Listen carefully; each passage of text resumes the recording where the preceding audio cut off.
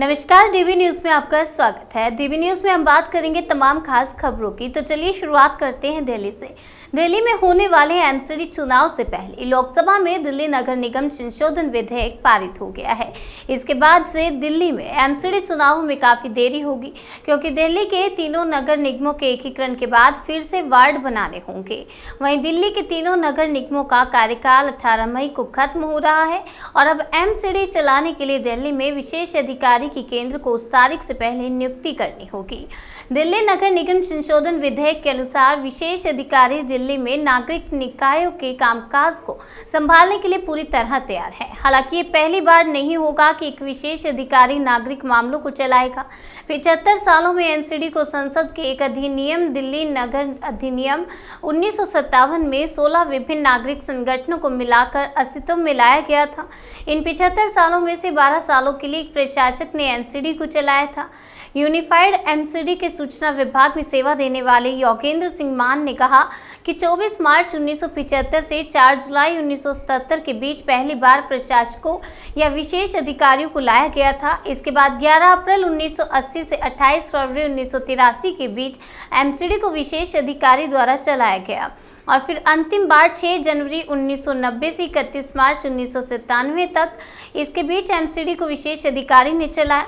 दिल्ली के 272 निर्वाचित नगर पार्षदों की मौजूदा 5 साल का समय 18 मई 2022 को समाप्त होने वाला है। इस विधेयक के अनुसार विशेष अधिकारी उस तारीख के बाद से दिल्ली के नगर निगमों को एक बैठक के बाद केंद्र द्वारा नियुक्त होने वाला विशेष अधिकारी संभालेगा। तृणमूल कांग्रेस छात्र परिषद से निष्कासित एक छात्र नेता को आलिया यूनिवर्सिटी के कुलपति मोहम्मद अली को धमकी देने और उनके खिलाफ अपशब्द कहने के आरोप में रविवार को गिरफ्तार किया गया है। पश्चिम बंगाल की आलिया यूनिवर्सिटी के कुलपति मोहम्मद अली को छात्र नेता और उसके सहयोगियों की ओर से धमकाए जाने और अपशब्द कहने का एक वीडियो सोशल मीडिया पर रविवार को वायरल हो गया था। इसके बाद राज्यपाल जगदीप धनखड़ ने चीफ सेक्रेटरी से सोमवार दोपहर तक इस वीडियो के संबंध में जानकारी देने को कहा था।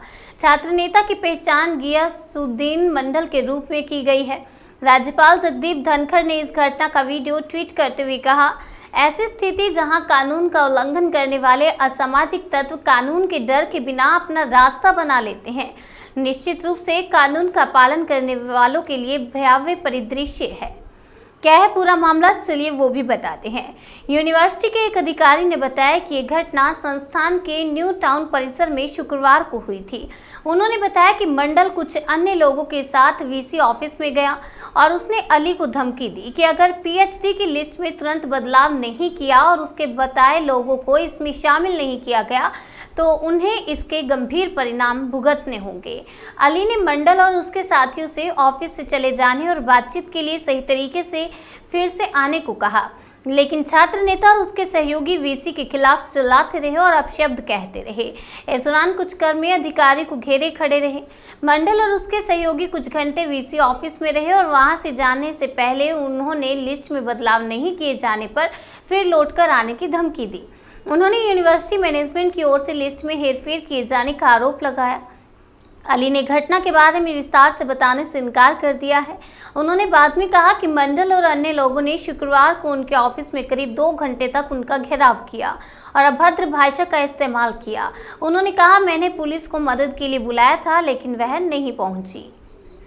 मदरसा अबू बकर सिद्दीकी अल्लाह ताला अन्हा, यह मदरसा अंजन गांव सुरजी में 2014 से चला आ रहा है और इस मदरसे में फिलहाल 120 बच्चे तालीम ले रहे हैं, जिसमें से 14 बच्चों ने कुरान मुकम्मल किया। यही वजह है कि इस जलसे का आयोजन किया गया, जिसमें कुरान मुकम्मल करने वाले 14 बच्चों का सत्कार और सम्मान किया गया और काही इनामत दिया गया। इस जलसे में नात, मुकलमे, तकरीर ऐसी कई प्रोग्राम लिए गए। अच्छा प्रदर्शन करने वालों को ट्रॉफी से सम्मानित किया गया, जिसमें मेहमानों खुसूसी के तौर पर मौलाना अब्दुल जब्बार साहब ने हालाते हजीरा के मुतल्लिक बयान दिया और इस्लाम में महिलाओं को पर्दे में रहना बताया गया है। महिलाओं को इस पर अमल करना चाहिए। जलसे में जेंट्स के साथ साथ महिलाएं भारी संख्या में शामिल हुई। उत्तर प्रदेश के गोरखपुर में गोरखनाथ मंदिर पर हमले के मामले में एडीजी एलओ प्रशांत कुमार और प्रमुख गृह सचिव अवनीश अवस्थी ने प्रेस कॉन्फ्रेंस आयोजित की। एडीजी ने बताया कि गोरखनाथ मंदिर में रविवार शाम 7 बजे के आसपास एक युवक अहमद मुर्तजा अब्बासी ने सुरक्षा कर्मियों पर हमला किया। पुलिस ने उसे गिरफ्तार कर लिया है। उसके खिलाफ गोरखनाथ थाने में एफआईआर दर्ज कराई गई है। उन्होंने बताया कि मुर्तजा के पास से जो दस्तावेज मिले हैं वो इशारा करते हैं कि एक बड़ी साजिश की तैयारी थी। इसके आतंकी घटना से इनकार नहीं किया जा सकता है। अवनीश अवस्थी ने बताया कि इस हमले में बहादुरी का परिचय देने वाले 3 सुरक्षा कर्मियों को राज्य सरकार की ओर से पुरस्कृत किया जाएगा। उन्होंने बताया कि सीएम के निर्देश पर तीनों जांबाजों गोपाल गौड़, अनिल पासवान और अनुराग राजपूत को 5-5 लाख रुपए का इनाम दिया जाएगा। बीती शाम लगभग 7 बजे एक व्यक्ति गोरखनाथ मंदिर के गेट नंबर 1 पे तैनात पुलिस कर्मियों पर धारदार हथियार से उसने हमला किया तथा कुछ धार्मिक नारे लगाए। उसके अटैक से 2 जवानों को गंभीर चोटें आई हैं, जिनका नाम क्रमशः गोपाल गौड़ और अनिल पासवान है। चूँकि आप सबको विदित है कि जितने भी महत्वपूर्ण संस्थान हैं उनकी अपनी एक सुरक्षा योजना होती है और उसके तहत ही वहाँ तैनातियाँ रहती हैं। वहाँ के सजग और सतर्क पुलिस कर्मियों ने तुरंत ही अन्य साथियों के साथ मिलकर उस व्यक्ति को काबू किया तथा उसकी गिरफ्तारी की। उस व्यक्ति के पास से जो चीज़ें बरामद हुई हैं वो उन चीज़ों को देख के लगता है कि एक गंभीर बड़ी साजिश की तैयारी थी और इसमें जैसा कि एसीएस होम साहब ने बताया कि हम लोग इस चीज़ से इनकार नहीं कर सकते कि आज के डेट में कि आतंकी घटना नहीं थी। तत्काल इसको वहाँ एटीएस की टीम गई है। आज वहाँ एडीजी एटीएस और एडीजी एसटीएफ दोनों रवाना कर दिए गए हैं और जो शासन के मंशा है उसके बारे में एसीएस के द्वारा अलग से बताया जाएगा। लेकिन जो दस्तावेज हम लोग को अभी तक प्राप्त हुए हैं वो काफ़ी ही सनसनीखेज हैं और विवेचना के बाद से बिना विवेचना के गुणवत्ता को इफेक्ट किए हुए जो चीज़ें आपके साथ शेयर करनी होंगी हम तत्समय बताएंगे। अभी विवेचना बहुत ही प्रारंभिक स्टेज में है। मुकदमा गोरखनाथ थाने में 60/22 दर्ज किया जा चुका है जो कि घटना से संबंधित है तथा एक अन्य मुकदमा 61/22 जो कि उसके पास से जो धारदार हथियार मिला है उससे संबंधित है, दर्ज किए गए हैं और आगे की विवेचना अभी स्थानीय पुलिस के द्वारा की जा रही है। आगे जैसे भी निर्देश या जो भी डेवलपमेंट्स होंगे शासन के उस हिसाब से कार्रवाई की जाएगी। रूस और यूक्रेन के बीच 40वें दिन भी जंग जारी है। इस बीच रूसी सैनिकों के नरसंहार के संकेत मिले हैं। बूचा शहर में सड़कों पर कई शव देखे गए हैं। बूचा इलाके में इतनी भारी संख्या में शवों के मिलने के बाद यूक्रेन की ओर से रूस पर बूचा में नरसंहार का आरोप लगाया गया है। वहीं चर्च के पास करीब 45 फुट लंबा कब्रगाह नजर आया है और एक निजी अमेरिकी कंपनी ने रविवार को कहा कि सैटेलाइट छवियों में यूक्रेन के एक चर्च के मैदान में खोदी गई 45 फुट लंबी खाई दिखाई देती है, जहां रूसी सेना के बूचा शहर से हटने के बाद इस हफ्ते एक सामूहिक कब्र मिली थी। शनिवार को बूचा का दौरा करने वाले रॉयटर्स के पत्रकारों ने राजधानी कीव से 37 किलोमीटर उत्तर प्रदेश में शहर की सड़कों पर शव पड़े हुए देखे। एक चर्च में एक सामूहिक कब्र अभी भी खुली हुई थी। यूक्रेन ने रविवार को रूसी सेना पर शहर में नरसंहार करने का आरोप लगाया है। यूक्रेन ने दावा किया है कि कीव के आसपास के क्षेत्रों पर फिर से यूक्रेनी सैनिकों ने कब्जा कर लिया है।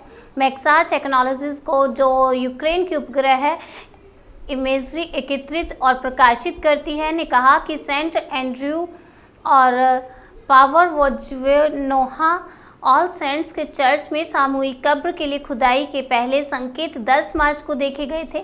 मैक्सर ने कहा कि 31 मार्च को हालिया कवरेज चर्च के पास के क्षेत्र के दक्षिण पश्चिमी इलाके में करीब 45 फुट लंबी खाई के साथ कब्र स्थल को दर्शाता है।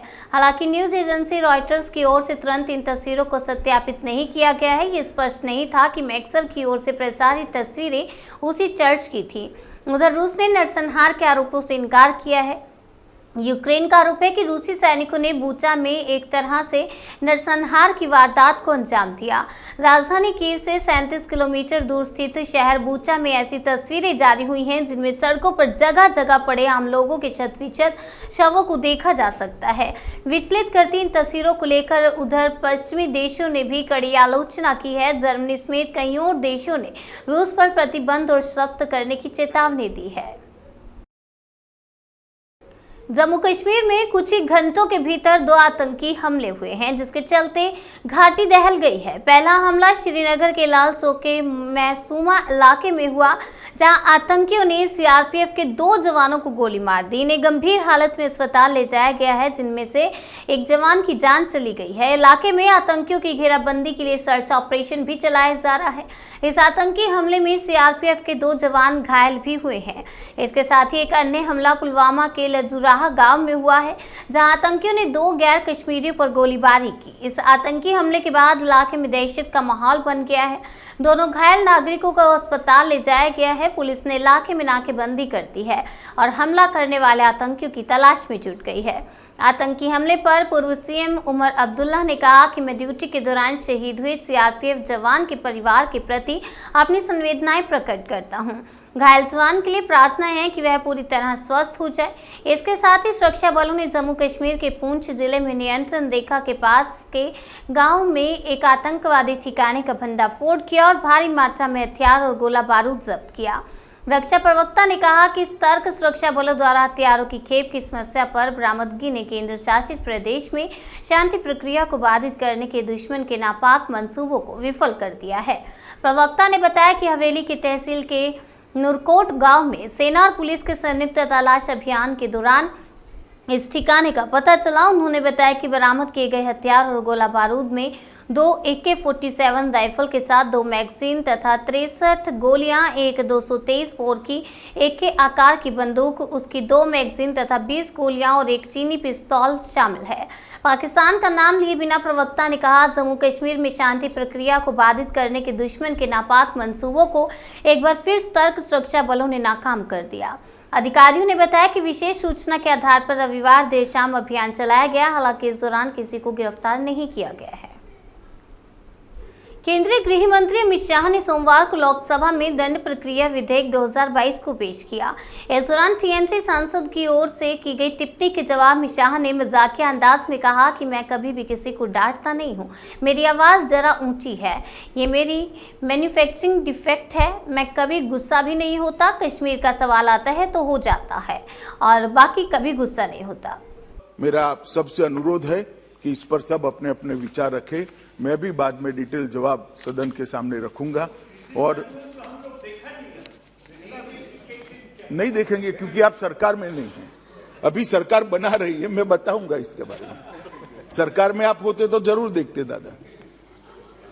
तो इसका भी मैं दादा ने जो कहा इसको मैं बताऊंगा, इसके कुछ डायमेंशन भी सदन के सामने रखूंगा। मैं एडवांस में आश्वस्त करने के लिए कह रहा हूं। नहीं, मैं कभी किसी को नहीं डांटता हूं। मेरी आवाज जरा ऊंचा है, मेरी मैन्युफैक्चरिंग डिफेक्ट है, मेरी मैन्युफैक्चरिंग डिफेक्ट है, मेरी मैन्युफैक्चरिंग डिफेक्ट है। मैं कभी किसी को ना, मैं गुस्से होता हूं कभी। कश्मीर का सवाल आता है तो हो जाता हूं, बाकी गुस्से नहीं होता। नहीं, मैं कभी किसी को नहीं डांटता हूं। मेरी आवाज जरा ऊंचा है, मेरी मैन्युफैक्चरिंग डिफेक्ट है। मैं कभी किसी को ना, मैं गुस्से होता हूं कभी। कश्मीर का सवाल आता है तो हो जाता हूं, बाकी गुस्से नहीं होता। तो माननीय अध्यक्ष जी, अतः मेरा सभी सदन के पक्ष विपक्ष सभी सदस्यों से अनुरोध है, इसको एक अलग दृष्टिकोण से देखा जाए। इसके पीछे सरकार की मंशा कानून को और ज्यादा मजबूती के साथ प्रस्तावित करने के अलावा कुछ नहीं है। जो दोषी है इनकी दो सिद्धि कर कर उनको समाज के अंदर से अलग कर कर उनको भी सुधरने की एक मौका देने के अलावा कुछ नहीं है। और आगे पर यहाँ देश के अंदर आंतरिक सुरक्षा और लॉ एंड ऑर्डर मजबूत हो, यही हमारी मंशा है। धन्यवाद। श्री मनीष तिवारी जी।